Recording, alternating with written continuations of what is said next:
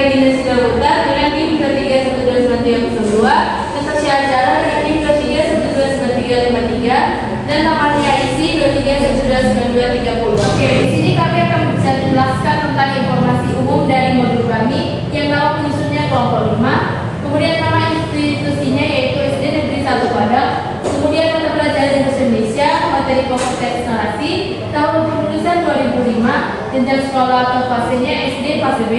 Kemudian kelas semester 4 semester genap, alokasi waktunya 2 kali 35. Nah, kompetensi awalnya adalah peserta didik sudah mampu menyampaikan ide utama dan informasi penting secara lisan dari teks narasi tentang hal-hal menarik di lingkungan sekitar. Nah, profil pelajar Pancasila yaitu ada belajar teknis, bergotong royong dan karya. Sarana prasarana ada terdapat di sini dan jumlah peserta didik ada 20 peserta didik. Kemudian target peserta didiknya semua peserta didik dalam satu kelas dan peserta didik dengan kesulitan belajar. Kemudian yang ketiga yaitu model pembelajaran, kami membuat dari model PDL atau problem based learning. Kemudian kompetensi intinya yaitu yang pertama capaian pembelajarannya, di mana peserta didik mampu berbicara dengan pilihan kata dan sikap tubuh gestur yang santun, menggunakan volume dan intonasi yang tepat sesuai konteks. Peserta didik mampu terlibat secara aktif dalam suatu percakapan dan diskusi sesuai tata cara, dan peserta didik mampu menceritakan kembali suatu informasi yang dibaca dan mendengar dari teks narasi mengenai hal-hal menarik di lingkungan sekitar. Dan TP yang kami ambil dari CB itu yaitu peserta didik mampu menganalisis kembali suatu informasi yang dibaca atau didengar dari teks narasi mengenai hal-hal menarik di lingkungan sekitar. Dan pertanyaan pembantunya yaitu, pernahkah kalian membaca mendengar cerita tentang tempat menarik di sekitar kalian? Dan menurut kalian mengapa penting menceritakan kembali informasi yang kita baca dari orang lain? Dan bagaimana cara kita menyampaikan kembali cerita yang telah kita baca? Kemudian kegiatan pembelajaran akan disampaikan oleh pemateri selanjutnya. Pemateri selanjutnya silakan. Baiklah, terima kasih kepada moderator. Di sini saya akan menjelaskan mengenai kegiatan pembelajaran yang dimana para pembelajaran yang pertama yaitu pendahuluan, di mana peserta didik menjawab salam dari guru dan peserta didik merapikan tempat duduk dan siap untuk belajar. Peserta didik membaca doa bersama sebelum memulai pembelajaran. Guru memeriksa kehadiran peserta didik atau presensi. Peserta didik melakukan ice breaking. Peserta didik mengikuti kegiatan persepsi yang disampaikan oleh guru dan pemateri. Peserta didik mendapat informasi dari guru mengenai tujuan pembelajaran. Peserta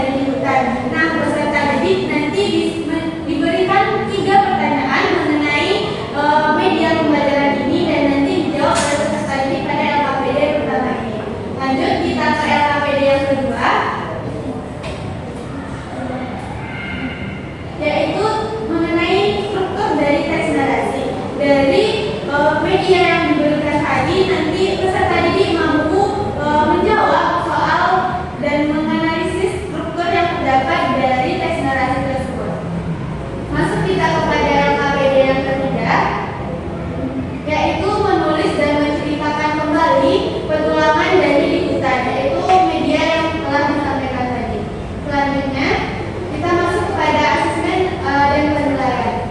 Untuk asesmen yang pertama ada penilaian sikap. Aspek yang dinilai itu dari P5 atau profil belajar Pancasila. Di sini kami mengambil kreatif, penilaian kritis, dan bergotong royong. Ini dinilai secara observasi oleh guru. Untuk format penilaian sikap itu ada nama peserta didik, sikap yang diukur, total skor, dan tindak lanjut oleh guru. Selanjutnya ada penilaian keterampilan. Di sini yang dinilai yaitu pemahaman isi dari teks narasi, ketepatan informasi, bahasa dan pengucapan, dan yang terakhir ada ekspresi dan intonasi saat menyampaikan. Nah, yang terakhir ada penilaian pengetahuan atau kognitif. Di sini kita menggunakan soal evaluasi.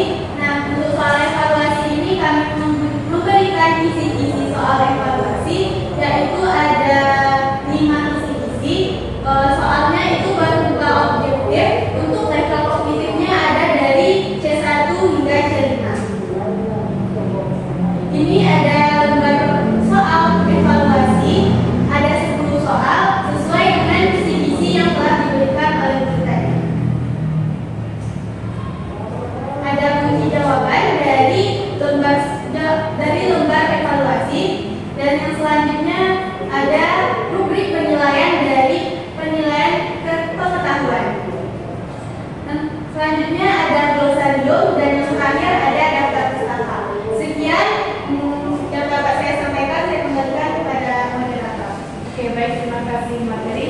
Sekian presentasi dari kami. Maaf jika ada salah kata. Kami ucapkan terima kasih.